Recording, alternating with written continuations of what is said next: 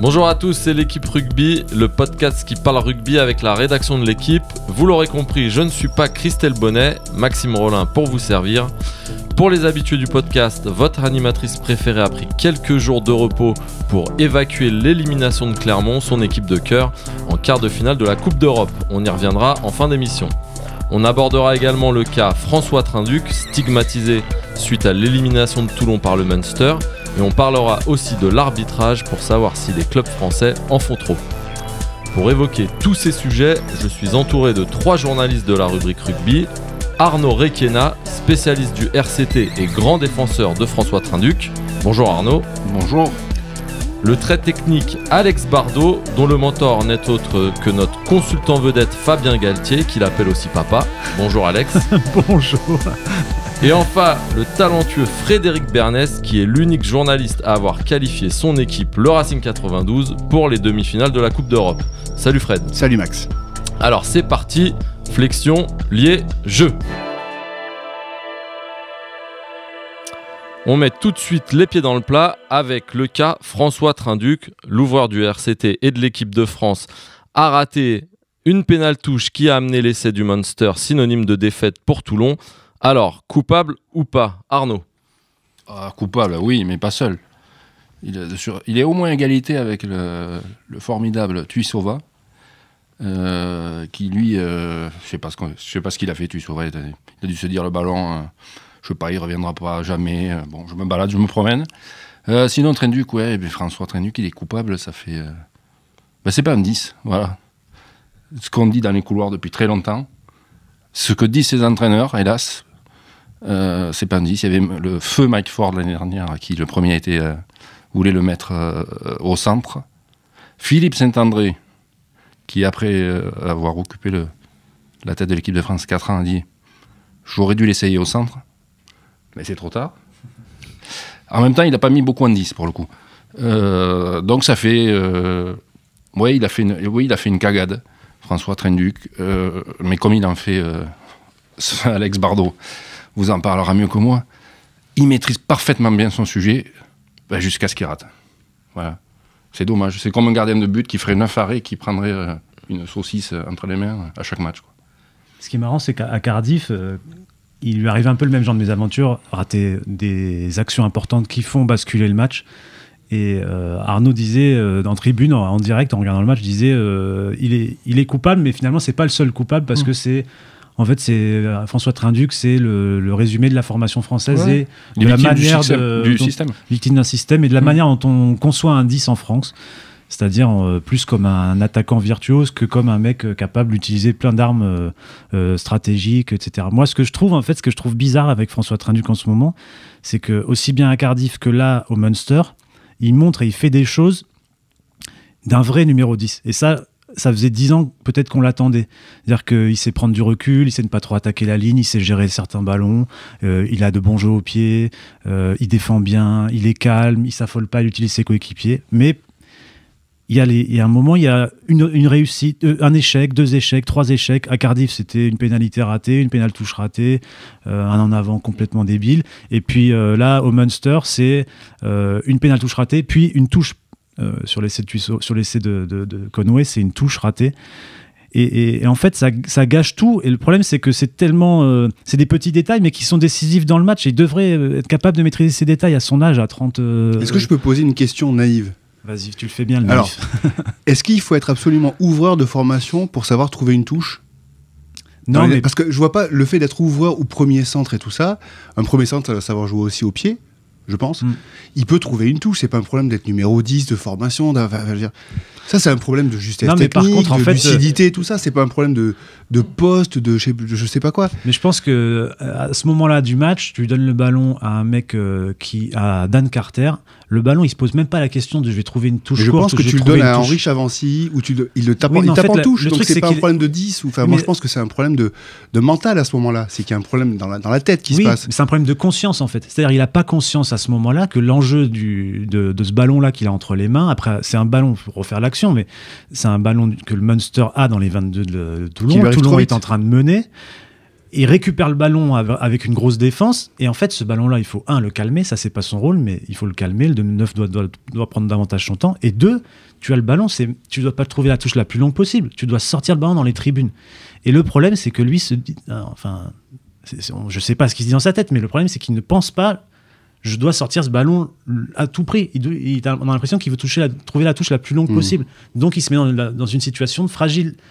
Oui, c'est pour ça que j'en viens au truc, c'est lui le problème, c'est pas tellement son poste. Mais c'est aussi une conscience que à ce moment-là, lui, c'est le numéro 10, c'est le stratège, et qu'il a qu'une priorité, c'est sortir ce ballon. Et ça, c'est une pensée, quoi. C'est une pensée de formation, presque. Alors après, on peut aller plus loin, parce que si on sait qu'on a Trenduc... dont tu parles, ça, moi, je trouve que c'est vraiment un bon point. Pour prendre un exemple, Saint-Zel, qui a beaucoup été utilisé à La Rochelle en 10 cette année. Et qui joue pas 10, faut préciser qu'il joue arrière ou ailier. Et qui là s'est retrouvé ouvreur. Et plusieurs fois, j'ai discuté avec lui, j'ai dit, mais sur les pénales touches, comment tu te débrouilles pour pas sortir le ballon? Il dit, mais parce qu'en fait, je me dis que si je tape, à la limite, comme je devrais, je vais trouver une touche de 5 mètres, ça va être ridicule. Donc je veux shooter le plus loin possible. Tout, hein. Et le ballon ne sort jamais. Ah ouais. Sauf que lui, il a l'excuse de quasiment jamais alors jouer après, 10. est-ce que là, le 9 qui connaît François Trenduc peut pas se dire, on est sur la fin du match et tout, je vais dégager en touche, moi? C'est le rôle de 10, quand même. Oui, mais si on sait que c'est Trenduc et on sait qu'il a ce problème-là, et que, je sais pas, je trouve que...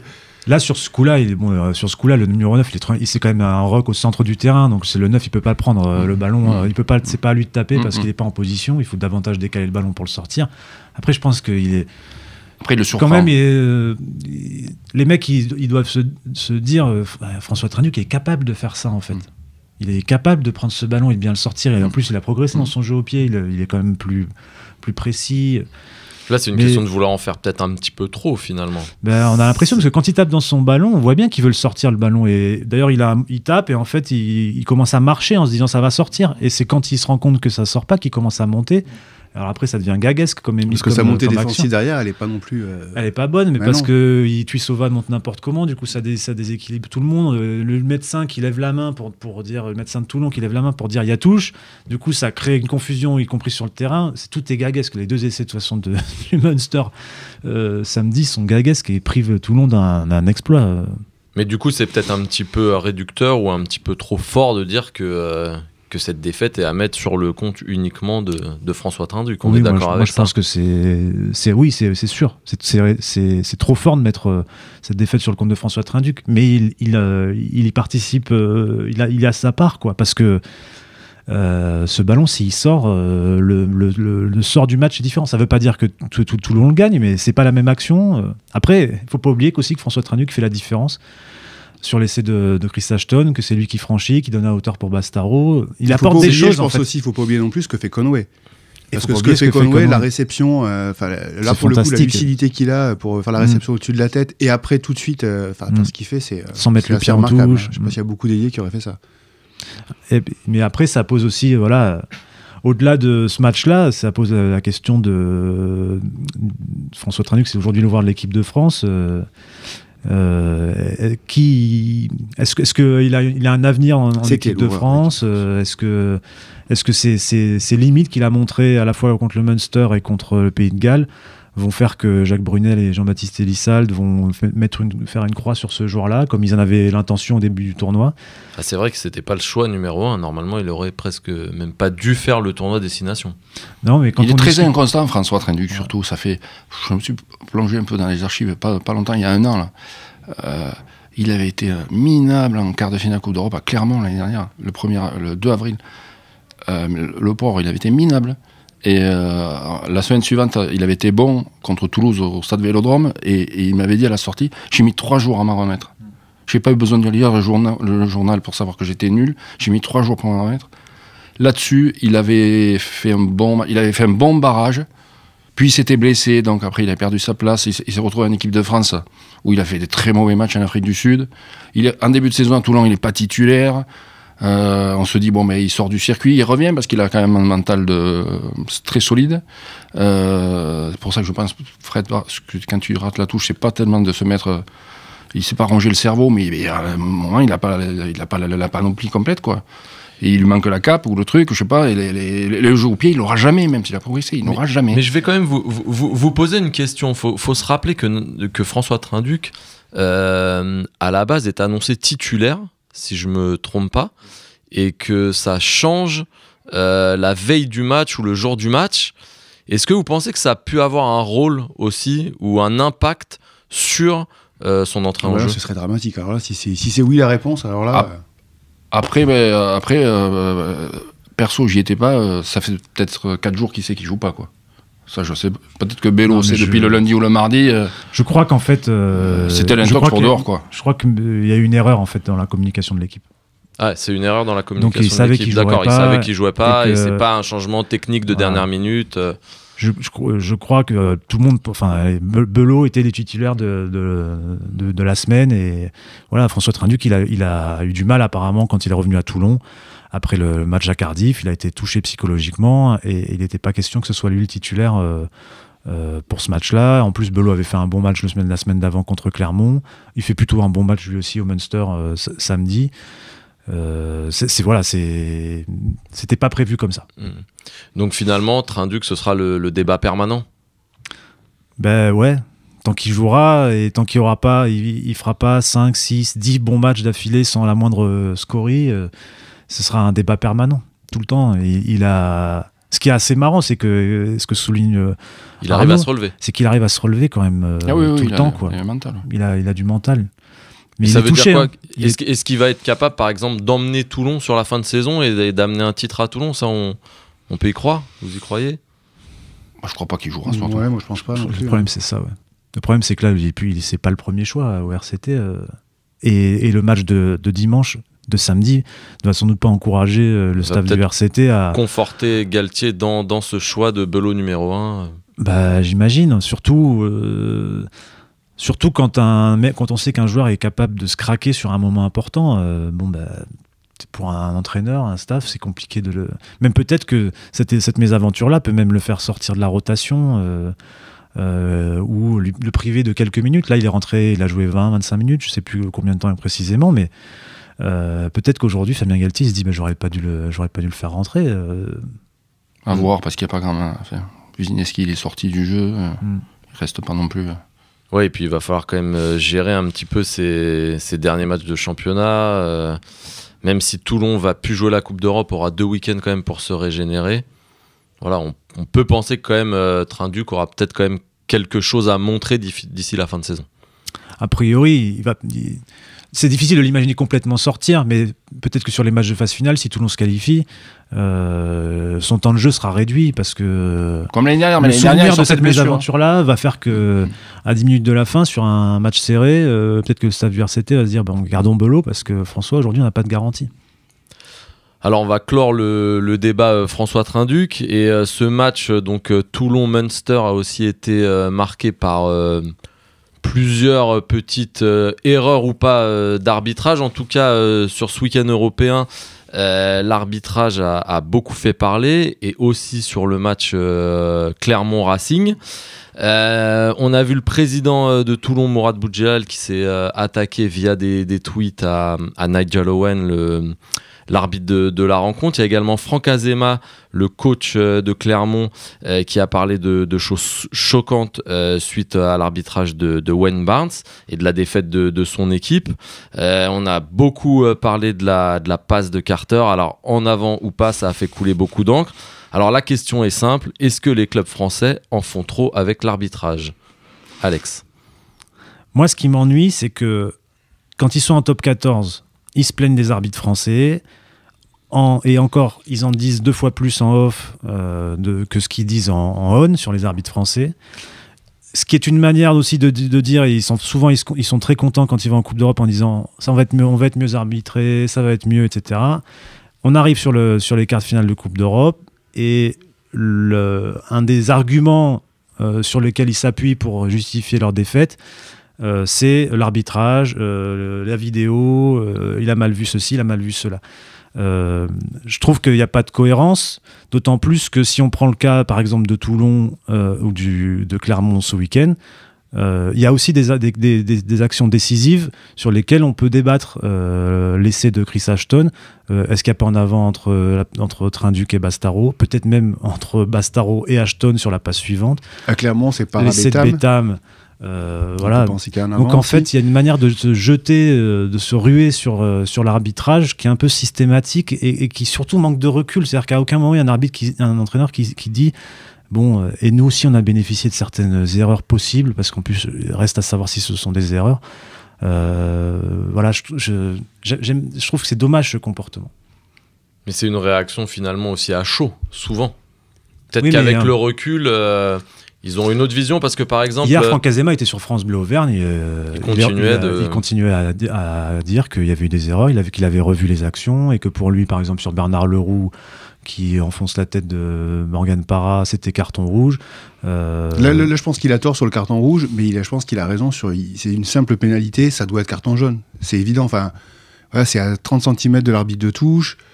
Ils arrêtent le jeu, ils voient bien ce qu'il fait. Il y a deux actions, en fait. Il met d'abord la main, puis après, l'autre lui tire le casque, et après, il lui met un coup d'avant-bras. Enfin, voilà, il avait déjà fait un déblayage très limite juste avant le roux. Bon, voilà, carton jaune. Là, il a raison. Après, sur les faits de jeu... Hier, il y a un arbitre qui a bossé avec... le site Sport Auvergne a consulté un arbitre pour rejuger un peu toutes les actions du match Clermont-Racing. Il y a un arbitre qui disait, pour moi, c'est une pénalité contre Bernard Leroux et basta, quoi. Il n'y a pas de carton. Donc en fait, ça montre bien qu'il y a vraiment des questions d'interprétation. Je ne veux pas défendre les arbitres, parce que je pense qu'eux aussi, ils ont des problèmes à régler. Je croyais savoir qu'un coup au visage, c'était... J'ai lu ce qu'a fait Sport Auvergne. Il trouvait que c'était accidentel. Je crois que sur... Ouais, oui, il disait que c'était pas intentionnel. Voilà. Et finalement, il n'y avait eu qu'une seule erreur, c'était en fin de match... C'était sur Grosso qui avait été pénalisé à tort. C'est la seule erreur. Où il n'est pas tenu au sol. Voilà, et finalement, le match était fini en fait. Voilà, et finalement, ils en concluent, et c'est pourtant Sport Auvergne qui est quand même pro. Clairement pro ASM, qui suit l'ASM et qui fait comme conclusion, qui donne comme conclusion que finalement Wayne Barnes a fait un très bon match et un très bon arbitrage. Alors mais sans aller jusque là, par exemple, donc Franck Azema a peut-être exagéré tout ça, mais Morgan Parra, lui, tout de suite à chaud, il a tout de suite dit voilà, oui, il y a eu de l'arbitrage, ce que vous voulez, tout ça, mais on a 1 heure de jeu, on est dominé dès la 40e et tout ça, et on peut pas gagner un match comme ça. Soit on aurait dû faire l'écart avant quand on était bien, on n'a pas pu le faire. Après, on est dominé et c'est pas un vol, et voilà. Donc même à chaud, ça peut arriver, et c'est encore plus chaud pour Parra parce que lui, il a joué en plus. Azema, il a pas joué, je crois pas. Donc et pourtant, voilà, il arrive à avoir une analyse, je trouve, assez mesurée. Donc le côté à chaud, pas à chaud. Non, moi je crois pas qu'il faut. Je crois que pour les arbitres, pour les entraîneurs ou les présidents de club, il y a aussi un jeu, c'est-à-dire que c'est parler sur l'arbitrage après un match. C'est une manière de mettre la pression sur les arbitres, à la fois sur la désignation et sur les arbitres des matchs à venir. Et il y a plein de clubs souvent on a entendu des entraîneurs qui disaient bon, jusque-là, moi je disais rien, mais j'ai compris que ceux qui parlaient, la fois d'après, ils étaient mieux arbitrés, donc maintenant je vais parler. Ouais. C'est ce qu'a dit Mignoni il n'y a pas longtemps. C'est ce qu'avait dit Franck Azema, je crois, il y a 2 ans, après la demi-finale perdue, encore une fois, contre le Racing, l'année où le Racing est champion. Et il avait dit, oui, à Clermont, on ne parle jamais, maintenant il va falloir parler, etc. Bon, l'année d'après, ils avaient été champions. Je ne sais pas si c'était grâce à l'arbitrage, je ne pense pas. Ils avaient mérité leur titre de champion. Mais du coup, ça fait quoi? Ça fait un petit peu pleureuse, finalement? Non, mais au-delà de pleureuse, moi, je voudrais couper un peu l'arbitrage. Quand on fait du sport, quel que soit le sport, je suis sur le Munster Toulon, là, sur l'essai gaguesque, comme dit Alex. Ça, c'est pas la faute de l'arbitre. Quand on joue au sifflet, les enfants de 6 ans, quand ils débutent un sport, on leur dit on joue au sifflet. C'est pas sifflé, vous continuez à jouer. C'est pas la faute de l'arbitre. Je sais pas s'il y avait essai du demi de mêlée, pas essai, pas de truc. Mais ce que j'ai vu, c'est des Toulonnais qui s'arrêtent de jouer. Et le 9, on me dit qu'il connaît les règles, je ne sais rien s'il connaît les règles. Mais à sa place, je fais la même chose. Je vois le ballon, j'appuie dessus pour tenter le coup. Et ça, c'est pas la faute de l'arbitre. Nigel Owens, il a ses défauts, ses qualités. Vous savez qu'il vaut mieux mener à 5 minutes de la fin à domicile, il va pas trop siffler contre vous. Mais sur l'action de l'essai de Bastaro, on le voit, c'est imperceptible à la télé. Il s'arrête et je pense qu'il se dit... Il y a un avant, mais je vais laisser continuer, je reviendrai, je demanderai la vidéo. Mais ça, c'est bien arbitré. Au final, pour moi, il y a un avant. Le mec à la vidéo explique qu'il a les mains derrière les oreilles et que ci et que là, que truc. Moi, je l'aurais jamais accordé. Mais Nigel Owens, on ne peut pas lui reprocher ça. Et après, sur l'histoire de Zebo, vous allez mettre 100 personnes. Bon, à partir du moment où vous lancez la main, eh ben, c'est que vous avez aucune chance d'attraper le ballon et il y a essai de pénalité. Voilà. Oui, Bon, je suis assez d'accord. Ça, c'est...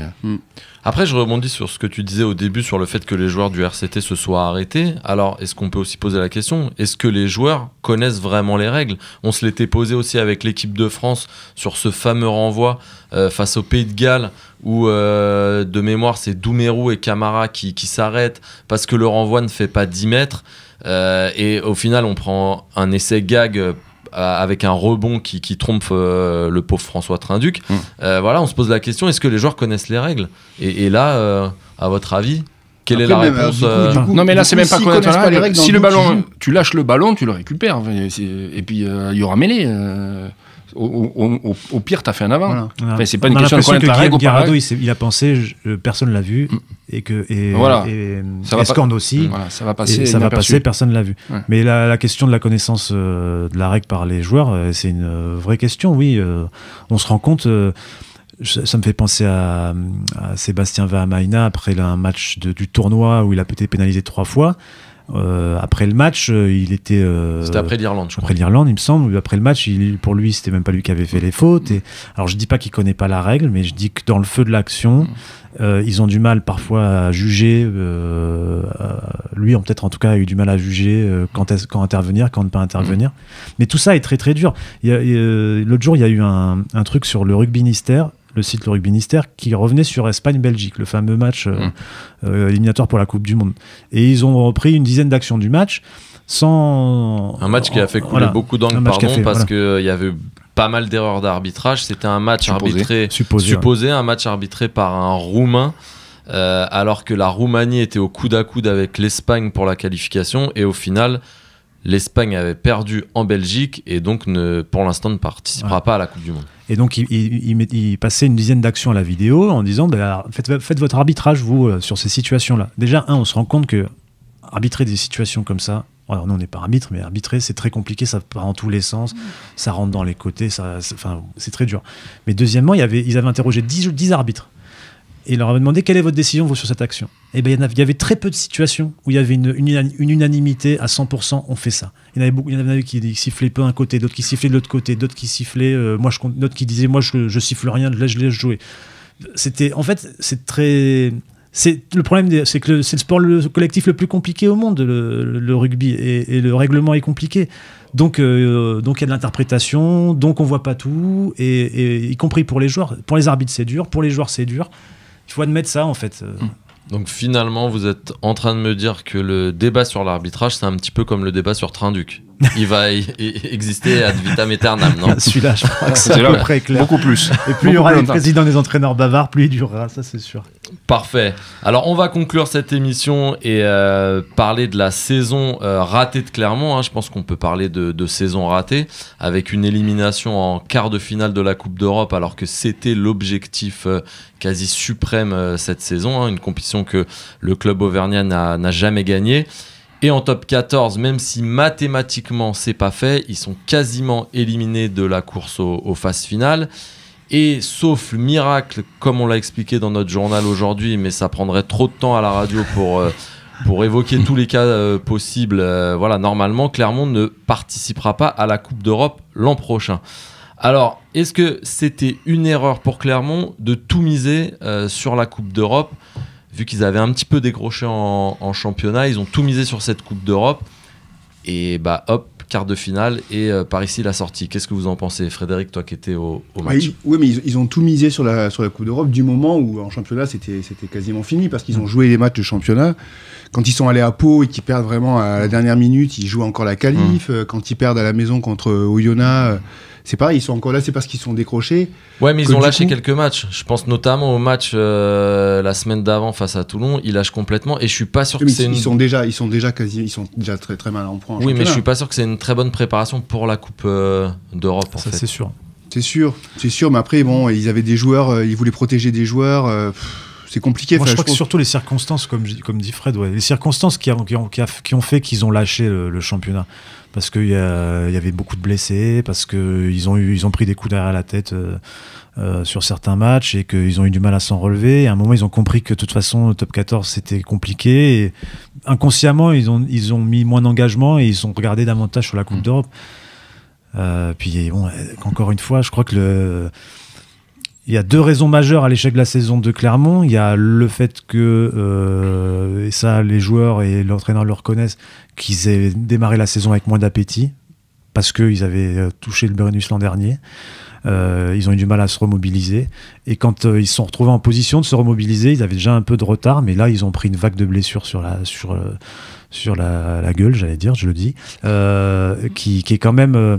alors, tous les clubs ont des blessés aujourd'hui, mais autant que Clermont et des joueurs aussi importants que Clermont, cette saison, je crois que ça n'existe pas. Il a manqué Morgan Parra, il a manqué Camille Lopez, il a manqué Wesley Fofana, il a manqué Raka, Penaud, il a manqué Raka, il a manqué... Enfin voilà, rien que ces noms-là, c'est une ligne de 3 quarts. Quoi. Et quelle ligne de 3 quarts? Alors, il a manqué Lamora aussi à un moment. Si on veut aller plus loin, est-ce qu'ils vont s'en remettre facilement dès la saison prochaine? S'en remettre, je sais pas, je crois surtout qu'il y a eu un grand leurre, moi. C'est quand Clermont a gagné au Saracens. Et parce qu'on voyait les Saracens plus beaux qu'ils n'étaient. C'est facile de dire aujourd'hui. Hein. Et que Clermont s'est dit, bon, ben, on va s'en sortir. Finalement, puisqu'on arrive à faire ça. La semaine d'après, ça avait été ric-rac face aux Saracens, mais pas les Saracens de l'année dernière, d'il y a 2 ans. Et il manquait des joueurs et la difficulté d'y gérer le titre. Après, s'en remettre, ouais, c'est pas le genre de... C'est quand même d'un calme. Non, mais moi, j'étais au 49-0 à Mayol. Je me disais, si le score il avait été dans l'autre sens, il aurait fallu appeler les pompiers, quoi. Les pompiers, la grande échelle. Elle aurait mis le feu à Mayol. Et là, non. Il y avait le marquis de Cromière qui était un peu agacé, mais ça reste quand même. Ce que je veux dire, c'est que l'année prochaine, il n'y aura pas de Coupe d'Europe normalement. Voilà, il va falloir un petit peu remobiliser tout le monde. C'est pas habituel et ces joueurs-là aussi seront à 1 an de la Coupe du Monde. Ça va être un petit peu compliqué de les titiller, non? Mais tu peux appuyer sur le fait que tu as été nul. À la limite, l'année d'avant, tu as été champion. Bon, t'as pas trop l'habitude. Là, tu as au moins ce levier, c'est de dire bon, il y a eu des blessés, il y a eu mais globalement, ça a été nul. Moi, j'ai l'impression que ce soit en termes de structure d'entraînement, de philosophie générale du club, de finances et d'effectifs, ce club-là, il a l'air imbougeable en fait à long terme. C'est-à-dire qu'il peut connaître une saison compliquée comme celle-là, mais c'est pas une saison compliquée qui va le mettre en difficulté. J'ai l'impression qu'il y a une forme de... Il est programmé, ce club, en fait. Et peut-être davantage que d'autres qui, une saison difficile peut casser une dynamique ou peut mettre en danger... Mourad Boudjal disait, si on ne se qualifie pas pour la Coupe d'Europe l'an prochain, c'est moins 5 millions sur le budget. L'ASM, je pense qu'il ne se pose même pas cette question-là, quoi. Il y a une construction globale qui fait que j'ai l'impression que, voilà, il y a... Voilà, certes, saison noire, des échecs, beaucoup une remise en question parce que sans doute qu'il y a eu des erreurs en interne, mais à moyen terme, voilà. Et l'avantage, c'est qu'ils vont pouvoir repartir sur une préparation estivale qu'ils n'ont jamais eu ces dernières saisons parce qu'ils ont toujours terminé tard les saisons. Parce que l'an dernier, il faut rappeler qu'ils ont fait 2 finales et ils vont repartir sur quelque chose un petit peu de neuf avec un groupe revigoré. Et, pas beaucoup revigoré d'ailleurs, ce qui est assez. Pour l'instant, il n'y a que 2 recrues. Non, mais revigoré dans le sens sur le plan physique. Voilà, c'est ce que je voulais dire. Alors, à l'inverse de Clermont, il y a une équipe finalement qu'on n'a peut-être pas vu venir. C'est nos amis du Racing, Frédéric, qui se retrouvent en demi-finale de cette compétition. L'unique représentant français. Même en foot, je crois qu'il n'y en a plus. Voilà. En basket, si, en foot, il reste Marseille quand même. Il ne faut pas les oublier. Non. Pardon. Parce que lui, il parle que du haut niveau. Non, il parle que du haut niveau, c'est vrai. Donc voilà, c'est Racing qu'on n'a pas vu venir. Alors Fred, dis-nous un petit peu, ces Racing Man, ils peuvent aller au bout? Alors au bout de la Coupe d'Europe, non, parce que moi je pense que c'est Leinster qui va gagner. Ça fait combien de temps que tu le penses? Ça fait à peu près 6 mois déjà. Ouais, non, 2 ans. Non, mais je trouve que le Leinster c'est formidable, c'est magnifique à avoir joué. Ouais. Et pourtant il leur manque 2-3 joueurs très forts, comme Encho ou Sean O'Brien et tout, mais c'est magnifique à voir. Franchement, je vous conseille tous de regarder les matchs du Leinster. Mais par contre, aller en finale, je pense que c'est jouable. Parce que le Munster, moi je pense que c'est pas... Toulon a perdu contre... c'était pas un grand Munster, mais vraiment pas. C'était un Munster hyper vaillant, super fort en défense, avec un très bon Conor Murray, voilà. Mais c'est pas... ils peuvent faire beaucoup mieux que ça, ils étaient beaucoup plus forts l'an dernier, je pense. Ils avaient perdu en demi-finale déjà. Et le Racing, ils sont... depuis le début de la saison, ils dégagent cette force-là, c'est-à-dire que... Alors eux, pour le coup, ils ont très peu de blessés. Et ça, c'est ce qui peut leur poser problème d'ici la fin de la saison. C'est que si ça casse à un moment, là, à part Dulin qui est out jusqu'à la fin de la saison, Zarzeski qui est tard à revenir, mais c'était un peu, on va dire, sa dernière saison et tout. Ils ont tout le monde qui est très bien. Franchement, et ils ont surtout... Même Carter qu'on avait enterré a fait 20 bonnes minutes. Ouais, alors Carter, il a été blessé, mais là, il revient. Là, il revient, il a eu sa chance pendant 4-5 matchs de suite, il l'a pas saisi, et là, il a été très bien quand il est rentré. Non, alors ce qui change au Racing, c'est qu'il n'y a pas les problèmes extrasportifs de l'an dernier. Ça fait beaucoup. Ouais, c'est beaucoup plus calme. Donc ça, c'est très bien. Et ce qui change aussi, c'est qu'ils ont vachement élargi leur effectif. Avec des joueurs, c'est pas tellement les stars, je trouve, qui font la différence et tout ça, c'est plutôt des joueurs... Iribarren, ouais, non, même Iribarren, c'est pas un joueur de voix, mais c'est un joueur voilà, qui est hyper fiable. Iribarren, pour soulager Machno, c'est génial. Andreux, pour quand Imhoff est pas bon, Andreux il est là. Dupichot, qui sont allés récupérer de Pau, quand Dulin est blessé ou quand un ailier est pas bon, Dupichot il est là. Tuitavaké, qui est mieux que l'an dernier, il rend vachement de service. Chouznou, qui arrive de Bayonne, et quand il rentre, Chouznou, il est toujours là, il est toujours bien. Palu. Ouais, Palu qui s'affirme. Ils ont 3 piliers droits super forts, Johnston, Tamifuna et Gomessa. Mais voilà, je trouve qu'ils ont une ampleur d'effectifs qui peut leur permettre d'aller loin sur les deux tableaux, quoi. Alors justement, pour conclure, un petit pronostic sur cette Coupe d'Europe. Fred, tu nous avais annoncé le Leinster dès le mois d'octobre. Merci de t'en rappeler. Tu vois, on a cherché la bande, mais on n'a pas trouvé. Comment ça devait être la bande a été malheureusement effacée, un petit peu comme le SMS de Mourad Boudjelal de l'EPCA. Petite parenthèse. Mais alors donc Fred, tu restes sur le Leinster. Ouais, sur le Leinster, ouais. Alex ? Ouais, moi je dirais pareil. Ouais. Leinster, mais bon, ce Racing est costaud quand même. Ce Racing est très costaud. Donc... s'il y a une équipe qui peut faire tomber Leinster, je pense que c'est le Racing. Arnaud ? En finale. Ouais, mais ils feront tomber les Scarlets en finale, le Racing.